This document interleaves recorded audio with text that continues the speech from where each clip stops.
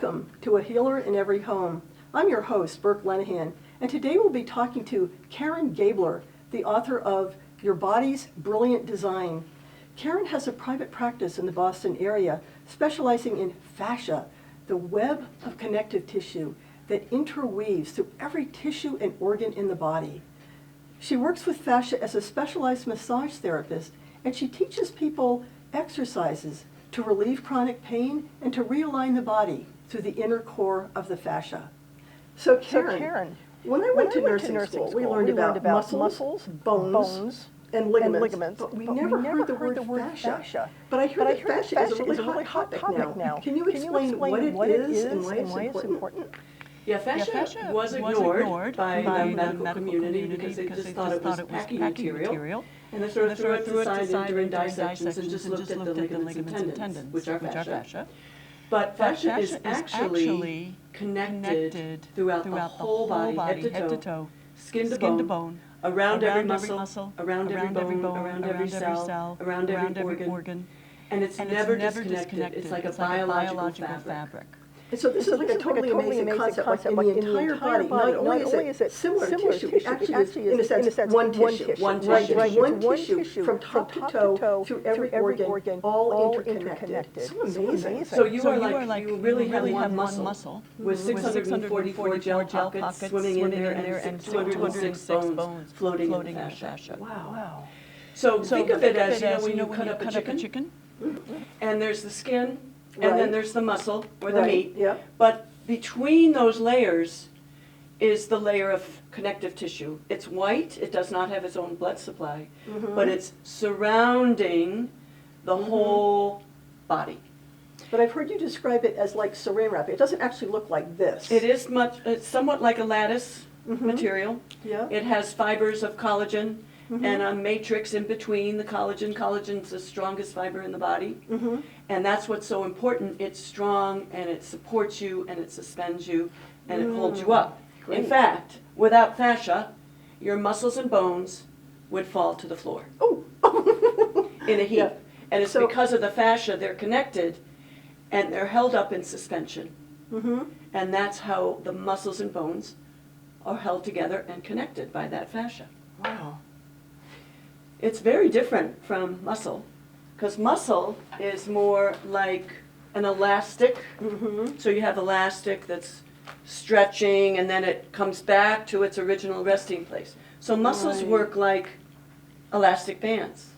Right. But fascia does not work in the same way. So think of fascia more as a gluey gel of silly putty that's coming through all the tissues around, through muscles, bones, and it holds the shape.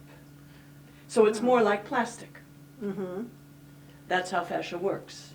But we also have pictures of it that look like strands or threads, like these glistening strands, like little thin fibers. Yes, it's like So it's collagen also like fibers that? Oh, I that are see. coming through, and between those collagen fibers is a gluey gel matrix, somewhat like mucus, that's allowing the sliding and gliding of muscle between muscles. So we don't want to move in chunks.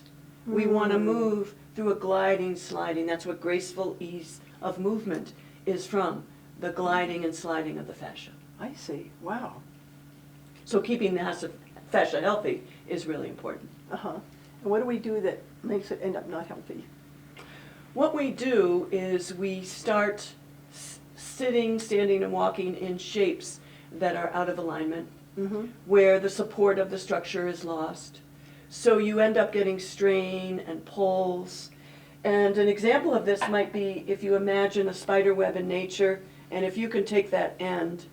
So your fascia, this beautiful spider web design here. So just like a spider web, which is designed in nature to be perfectly balanced, if a fly flies into the web, and why don't you pull there, the whole shape of the web changes. And that is straining the fascia. So that's how it gets hardened and dehydrated and pulled in these lines of tension. Now in nature, the spider comes in and takes the fly out and it goes right back. It kind of springs back? Springs back. Yeah. That's that pliability of the fascia. I see. The plasticity. But what happens, unfortunately, in our lives is we get into an accident, we have a fall, we have surgery, and your fascia gets pulled and strained, and the problem is you don't know it. It's not under, your ankle may heal, but it might heal a little off, but you're not aware of it, but the fascia is continuing to pull until years later you might have a chronic pain issue in your hip or in your shoulder or in your neck because that pull has been going on a long time. Wow. Years. So like an injury to the ankle would show up in the hip. Yes. Well, Very common. No wonder people can't make the connection, right? Right. It's about the connection that the placement of the joint determines everything else along the web. So I always think of it as we all get little wrinkles in our fascia. Little wrinkles. Little wrinkles. And fascia's taking on the shape of those wrinkles until eventually you'll have chronic pain. I see. But then there's healthy movement, right? I mean, we actually want some movement to keep the fascia. You do want movement. Lubricated or healthy? How does that work? So fascia loves movement. The body's meant to be in movement. We're moving all the time, even when we're asleep or breathing. Right. So the body is meant for movement. Body is not meant for stuck movement. So non-movement creates chronic pain.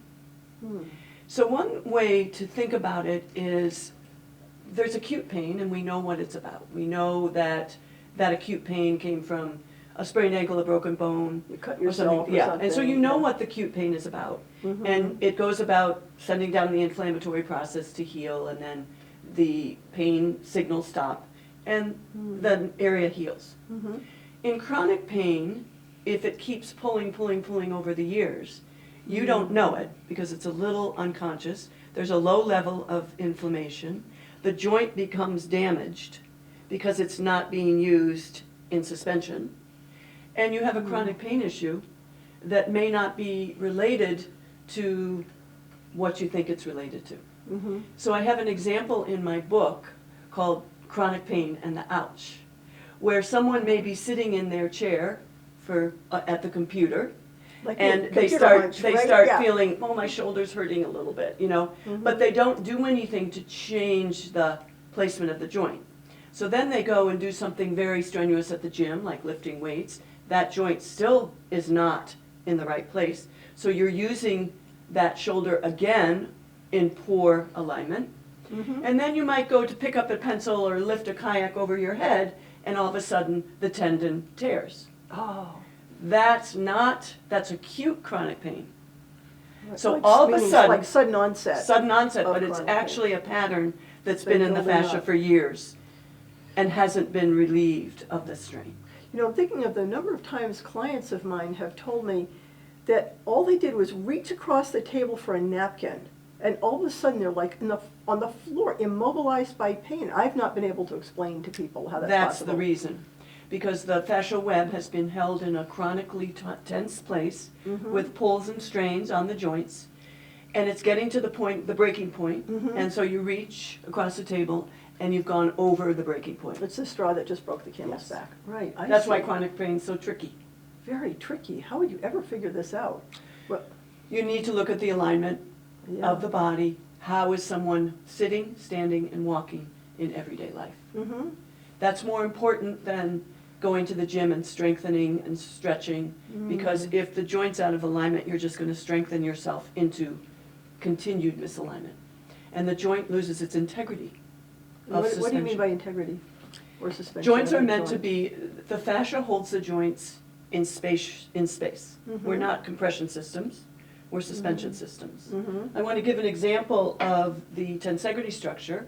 So here's an example of, here we're suspended by, here are the bones, these are your bones pushing out slightly, here's your fascia, and here are your joints. So the tensegrity means balance of tensions, the integrity of tension. So if the integrity of the tension is off, then that's going to change and start moving joints into places of strain, and that's where the damage happens. So suspension allows the joints to glide and slide and float. I know we commonly think of joints as that the bones are kind of attached, like the tendons just kind of hold them there and they're attached. Right. That's our mental model, I think, of how joints work. So we want to think of it, they're suspended. Joints are meant to be in suspension. So as my teacher says, fascia is the spatial medicine. Ooh, because interesting. It creates the spaces in the body.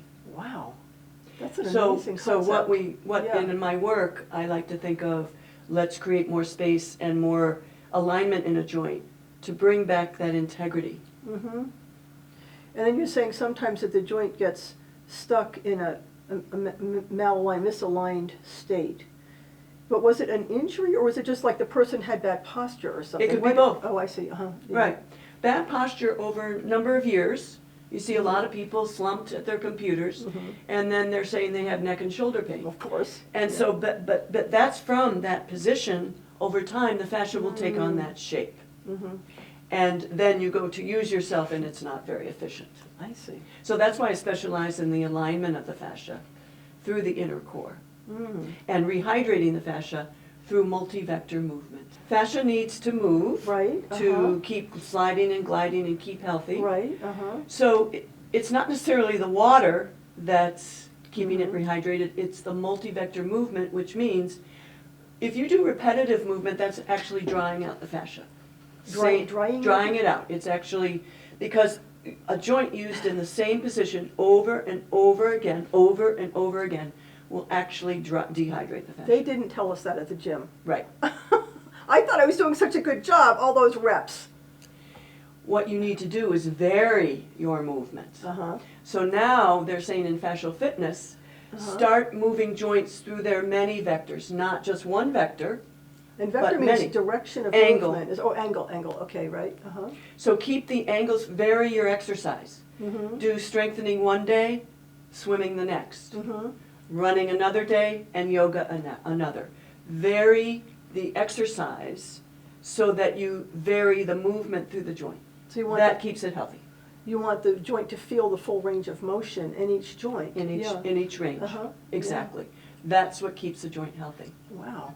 And were you saying that the movement itself, does it draw the water into the fascia as you're moving? Yeah, what happens, they've done science through the Fascial Research Society, which has been doing a lot of work on this in Europe. They found that there are places in the fascia when it's dehydrated, there's these fern-like looking cells. And as they get stuck and hardened and dehydrated, they don't open up anymore. So the rehydration through the movement opens these ferns, and they just bring in the rehydration, the slide, the glide. So it's like that gluey gel becomes more fluid, more elastic, more pliable. It's amazing that movement itself is the cure. That's why everyone's saying exercise, right? Yeah, But how are you exercising? But that's the thing. They say exercise. That's either like run or lift weights or swim or something. Like do the same thing over and over. Right, but it's actually vary your exercise. Just like functional movement is what we're doing in everyday life. We never used to have gyms. That's true. And we didn't have had trees. Tree houses. Okay, so that's what functional movement is. Yeah. Jumping across rocks on a stream. Oh yeah. Balancing on a log, or hanging on hanging from a branch. All those things are what's called functional movement, and they're actually healthier. And we've lost that functional movement and moved into more repetitive movements in our life. And when I hear functional, I think we're not just talking about children at play, we're talking about how people worked up until the Industrial Revolution. Basically, so many different movements, whether it was sowing seeds or gathering or cutting with a scythe or, so many different natural movements in everyday life that women would do of kneading or crushing grain or stirring or spinning or whatever. And so just walking in bare feet on the earth keeps the feet healthy. So good for the feet. Right. And walking on the beach. So we've gotten so far from functional movement, the natural movements of everyday life, that take care of the fascia. Right. So we sort of have to create them through yoga and Tai Chi, and there's fascial fitness. And we need to vary our movements. Instead of just sitting on a chair at the computer, many people are standing at their desks. That's something. Yeah, so that's a change. Also, get up and move. One step in the right direction. Right. Stretch every half an hour. Vary the movement so that the fascia doesn't get stuck in that pattern. Right. Well, I'm glad you mentioned yoga, Tai Chi, and I'm going to add qigong if you didn't already mention it, because I love qigong because I've done Tai Chi. I love Tai Chi. I can't remember any of the moves. They're too complicated. Qigong, it's so simple. And I actually have, in this series, I have some videos of a qigong teacher demonstrating qigong moves. And so when I go to her class, one of the things she'll talk about, she'll have us move like the hip joint through its entire range of motion, and then the knee joint, and then the ankle joint, and she'll call it juicing the joints. That's exactly. And she's actually talking about, I thought it was just a nice metaphor, you know, like we're oiling She's actually the, juicing the fascia. Yeah. Because every joint is made up of fascia. There are no muscles in joints. Well, that's true. Tendons and ligaments are fascia. The cartilage is fascia. Right. The periosteum is a layer of fascia like cellophane around the bone and through the bone. So all joints are fascia. So juice up your joints, juice those joints. Vary the range of motion so that you rehydrate and keep that suspension, rehydration, and the health of the joints. I'm thinking about knees especially and how complicated those joints are and what an incredible range of different kinds of stresses they have to handle. I think of the children in my practice who are getting knee injuries in soccer where they're exerting this tremendous force sideways, which is not a natural movement, to exert this power sideways when they're kicking from the side, kicking the ball into the goal or something like that. Yeah. Especially if the knee is locked. Right, yeah. So that's why I specialize in the inner core of cylinder of fascia. Because you have two cylinders. You have the inner core cylinder, and because it goes from the arches up to the crown of the head, so that inner core cylinder is your stabilizing cylinder. And the outer cylinder is the movement cylinder. And most fitness programs are training the outer cylinder. Interesting. So, because it's easier to feel. But the inner cylinder is more subtle, and it's trained in a different way. So that's why I've devised this training for the inner cylinder, I call the inner core, because you need that stabilization before you go into the outer core. And if you overtrain the outer core, the inner cylinder, inner core, gets weaker. Oh, that's not what we want. So we want that balance. And I'm thinking that training the outer core, exercising the outer core, it's just more satisfying because you are doing those reps and lifting that weight, and you can see the progress and so forth. And what you're talking about, the inner core as very subtle, I think a lot of people, honest to God, in this society, disconnected from their bodies. They're just not aware. That is so true. That's a lot in itself, getting people to be aware of their bodies, right? Yes, and very much so. Yeah, so you have a training program. Yes, I have a training program I call Awaken the Inner Core. And it's movements, very gentle, balancing movements, that train that inner cylinder to wake up and connect from the arches of the feet, up through the inseam of the legs, through the front of the hips and spine and the back of the hips and spine, up right through the neck and into the jaw. So that, because we're vertical and two-legged, we need that inner cylinder to keep us balanced and to keep us stable and support it. Then the outer core, outer cylinder can hang and get support off that inner cylinder. So that's what my training's about. Yeah. And one of the concepts I remember is the idea that we don't have to effort ourselves to stand up. That if we're holding ourselves properly, it's like our bodies hang off the frame without like muscular effort to make ourselves stand up. Exactly. And that's such a different way to approach simply standing in place, right? That's such a different way of looking at it. Is there anything you can tell us about how to get to that space? When you get to that space, and that's exactly what the inner core does, it creates that effortless support. So one of the things that I teach is how to sit and stand and walk in the inner core. So what that is by training those sensations to connect, you feel this ease and grace of movement. And I would bet that any athlete or any dancer or any person who goes to a high caliber of movement will need to have the inner core very connected so they don't hurt themselves. When you say they need to, are you saying that to be an athlete competing at the highest level, they must have done it unconsciously, or are you saying that they should do it or they will get injured? They probably are doing it unconsciously. They're probably already doing it. And there's other ways besides my training to get to the inner core. So probably the top-notch trainers are knowing what to do to support that inner core. I hear there are football players that are secretly doing yoga now, right? Right. Yeah. Yeah. Right. So the paradigm is shifting. Right. And we're moving away from looking at the body as parts. Just like in medicine, it's like if one organ's really sick, do we really just only focus on that organ or the whole person? Right. So it's that shift from, oh, I have shoulder pain, to what's going on in the whole structure that may be contributing or causing that pain. So we need to shift into the paradigm of the whole person. Right. Which, of course, in homeopathy, that's what we do. And we add the dimension of emotion. Like somebody might have a pain in their neck because there's someone in their life who's a pain in the neck. Or they might have shoulder pain because they're shouldering the burden of a whole family or something. Does that play at all into your I think work? it does. Yeah? It does. Yeah. I think, we are multidimensional beings. Yeah, right. We're physical and structural. We're also emotional and mental and spiritual. Right. So the balance of all of that's the integrity of the whole person. So whether we do it through homeopathy or fascia or massage or tai chi or qigong or yoga, it's finding all those dimensions within yourself. And I think of body work, what I do, massage therapy, the way I do it is a body therapy, because you're actually starting to shift the dimensions. So if someone is really depressed and closed down, so is their structure. So what would happen if we open that up? Would they feel less depressed? Probably. Because can you be depressed when you're wide and extended and spacious? Maybe that will help.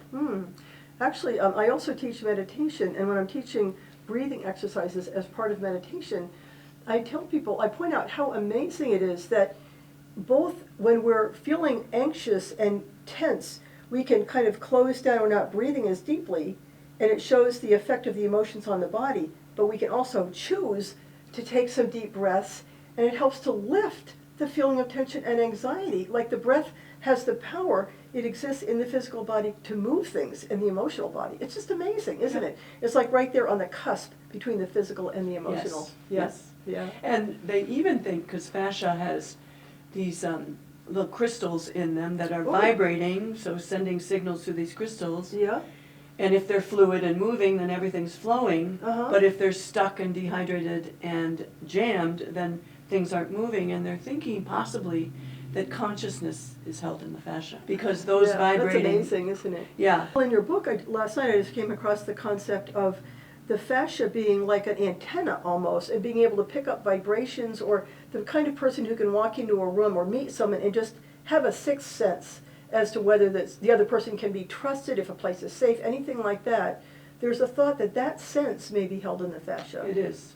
That is the thought, and there's 10 times more sensory nerve endings in fascia than there are in muscle. They didn't tell us that in nursing school. So this is unbelievable. Muscle has a few sensory nerve endings, but your proprioception, how you relate to gravity and space, there are proprioceptors that are picking up that information of what's around in your environment. But there are also proprioceptors inside, they're called interoceptors, and they're picking up the sensations from the organs and the deeper harmony in the organs, and they think that's coming through the fascia. Interesting. So it's called interoception rather than proprioception. So I think most of us aren't really aware of our liver or our pancreas, let's say, but are we on some level aware? Like, there must The be. fascia is picking up the sensory signals of, is that organ in balance? What is acupuncture trying to do? Create a balance of the chi. So how is that done? The fascia is signaling, the fascia is around the organ. So maybe we could, if we balance the interoceptive, proprioceptive, inner core, outer core, maybe the organs will have more space to flow, to get support. And is there a part of our brain that's keeping track of the organs? And are there people who can actually feel their liver or their pancreas? Or I think it's all unconscious. It's unconscious. It's unconscious. But the interoception is picking up those vibrations unconsciously.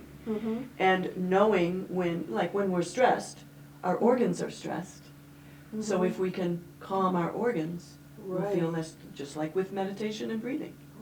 So that's what's calming those interoceptive sensory nerve endings. Signaling harmony or disharmony. Wow. This is so important. And it's so new. And I think most people have never heard of this. It's so actually important. Not so new, because fascia has been around for, well, And millions of years, it was but first known it was for- first really Yeah.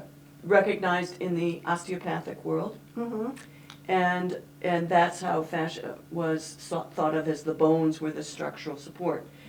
And then Ida Rolf came in during the 60s. Yeah, Rolfing, and she was the first person who questioned, is it only the structural bones that are holding the body together? It could be that the soft tissue has a bigger role than we thought. And it's because of her that people started to bring fascia into the lexicon. So that's been about 40 years. Interesting. So yeah. it's becoming, those of us who have been working in fascia for 35, 40 years have been paying attention to fascia for a long time. I see, right. So now what's happening is the science is catching up.